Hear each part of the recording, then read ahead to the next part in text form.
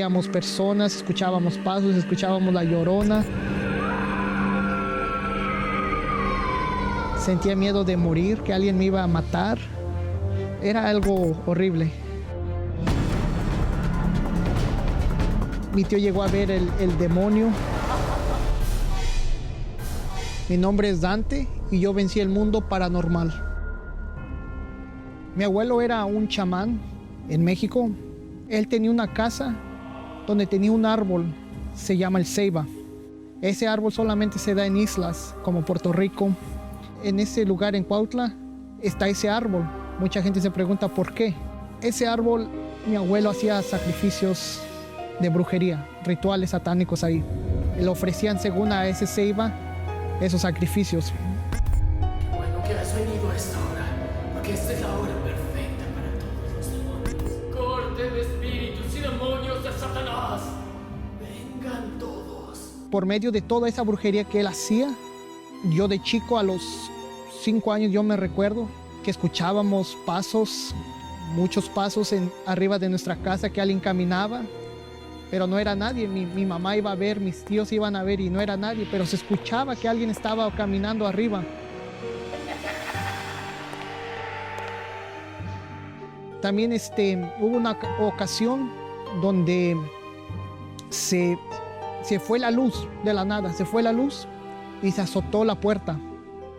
Ahí entonces mi mamá y yo estábamos solos y mi mamá asustada, ¿no? Me dijo, ve a ver.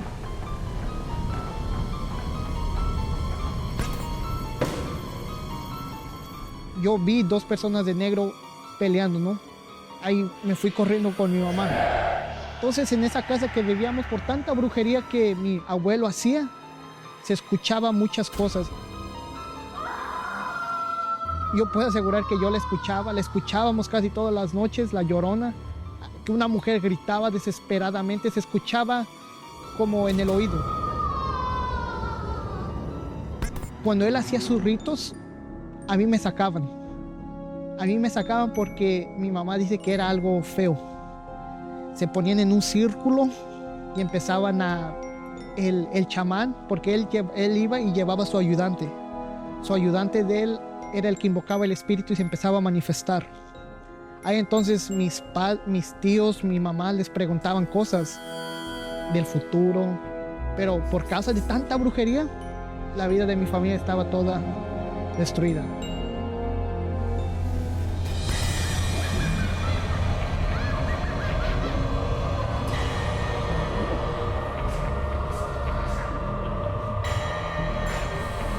Cuando fui creciendo, volví a ver a mi papá. Ahí él me contó más en detalle lo que era mi abuelo, el chamán. Mi abuelo había hecho pacto con Satanás, ¿no? Con el diablo. Él le había entregado a 4 de mis familiares. Entregó a mi bisabuela, a su propia esposa, que es mi abuela, a su hija y a su nieto. Yo me sentía solo, yo tenía el amor de toda mi familia me quería, mas yo me sentía solo. Me sentía solo, abandonado. Venía en mi cabeza pensamientos, tírate de aquí, acaba con tu vida, no sirves para nada.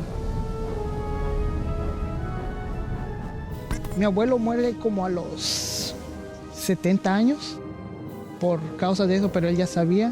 Ahí llego y me dice mi papá, no tengas miedo si ves a alguien caminando aquí.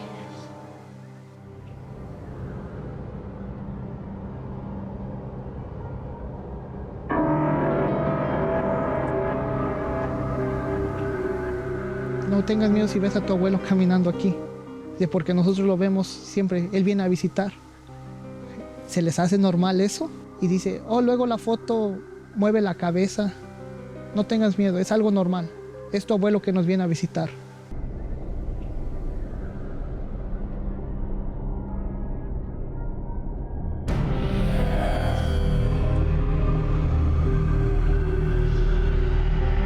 Yo me quedé ahí casi por un año.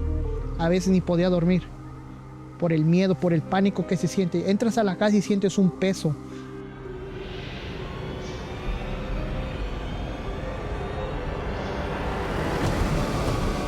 Todo el miedo, las muñecas parecía que te veían, estaban todos encima de un armario, parecía que te veían. Era un ambiente pesado, muy pesado.